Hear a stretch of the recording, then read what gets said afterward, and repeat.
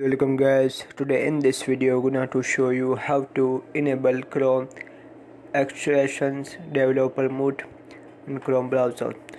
So guys, if you want to enable Chrome extension developer mode, so very easy. Firstly open Chrome browser.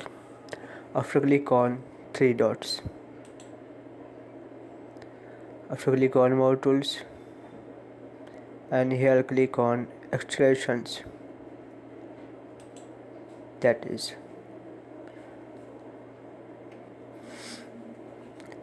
so guys, if you want to enable developer mode, so slash on position, that is.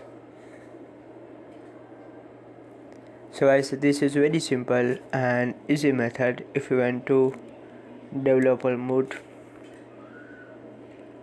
Chrome extensions, open Chrome browser. After click on more tools and click on here developer mode slash on position.